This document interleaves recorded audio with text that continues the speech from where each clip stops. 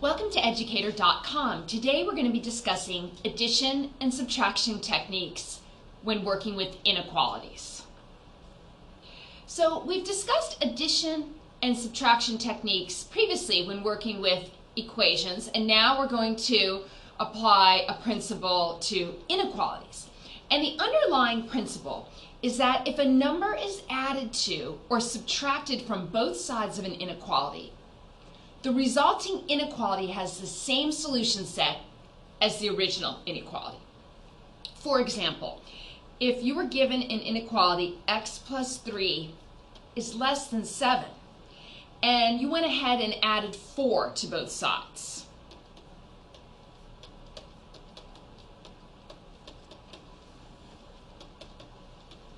the result would be x plus 3 plus 4 is less than 7 plus 4.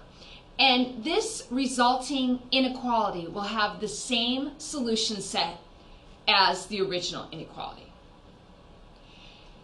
The same principle holds true for subtraction. So if I had taken this inequality x plus 3 is less than 7, and I subtract a number, for example, I subtract 2,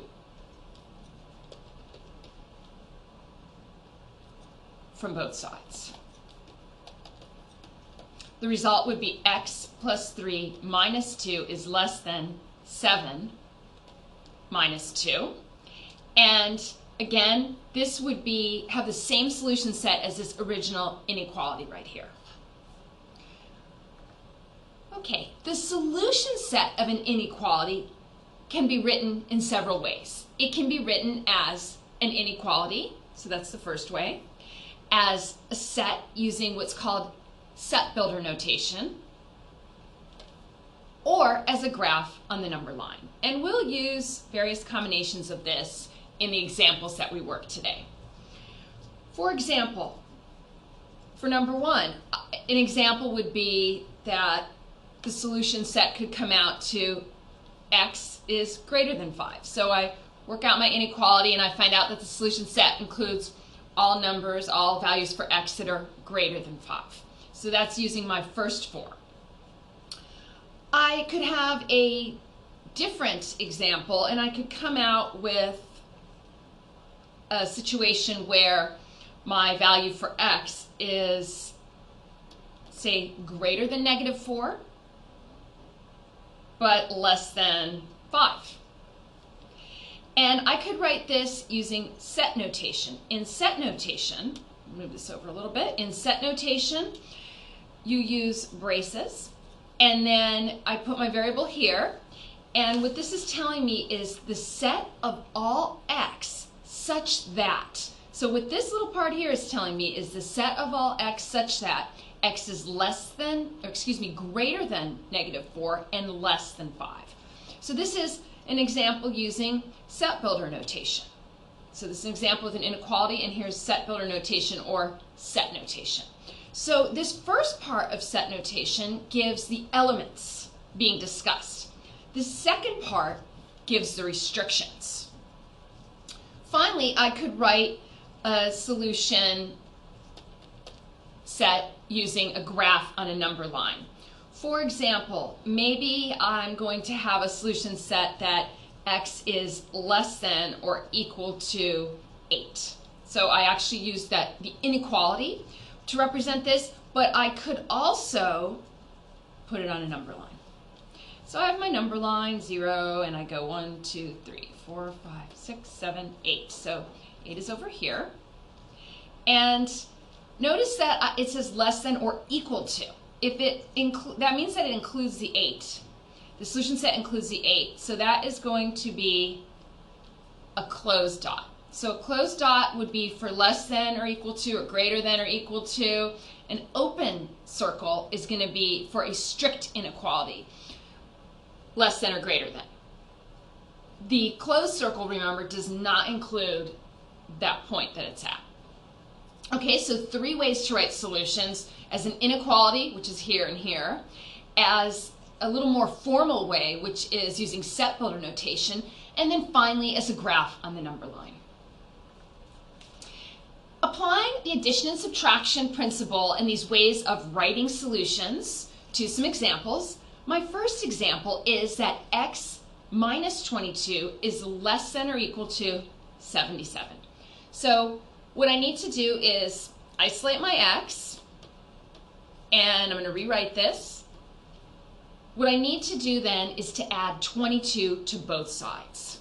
And remember, if you can add or subtract the same number from both sides of an inequality, and the solution set for that resulting inequality is the same as for the original inequality, which means I'm allowed to do this.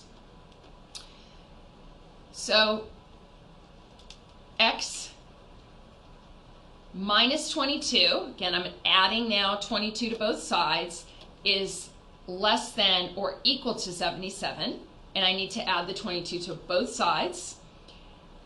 My 22's drop out, they cancel out. That gives me x is less than or equal to 99.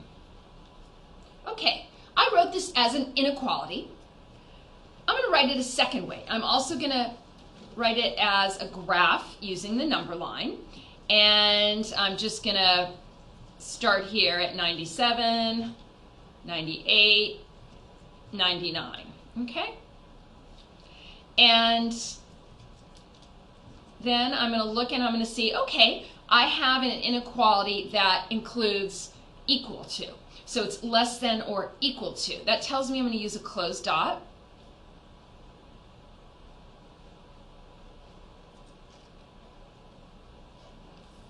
And what I'm saying here is the same as what I'm saying here, just in a slightly different form.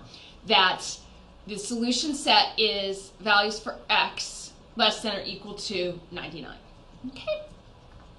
Second example, solve z plus 7 is greater than 14.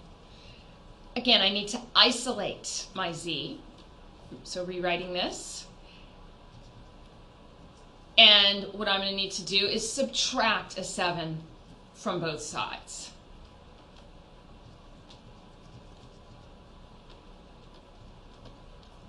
That's going to give me z, the 7's drop out, is greater than 7. I wrote this as an inequality. Again, I'm also going to graph it on the number line, but it's going to be a little bit different than the last one. So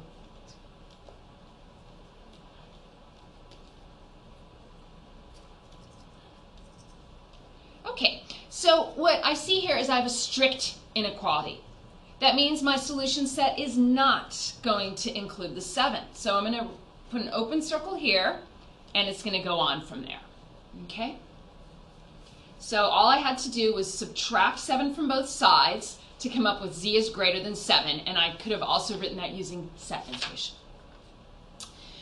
Okay, in this example, I have 8 is greater than or equal to 7 plus y. Isolating this y is going to involve subtraction. I need to subtract 7 from both sides.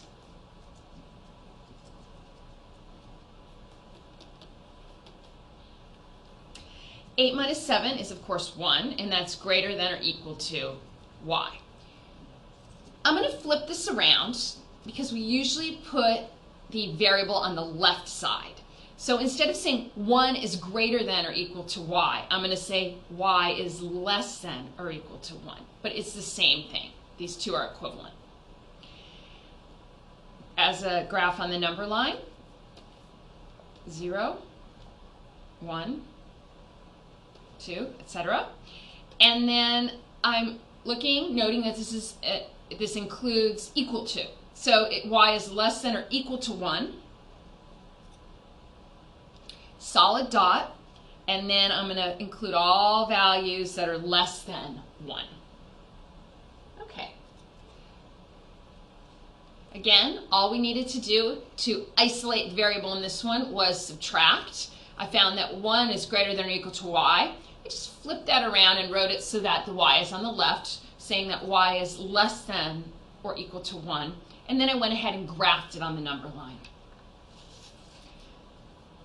Right, this time I've got a variable on both sides. So in order to work with this, I need to get the variables on one side, and I'm going to achieve that by subtracting 6w from both sides.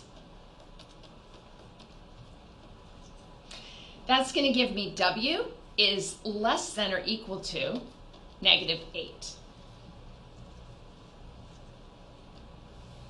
Graphing it on a number line. I'm going to go ahead and start -6, -7, -8, -9. Just show part of the number line here that we're working with. And I always double check, and here it's equal to. Less than or equal to.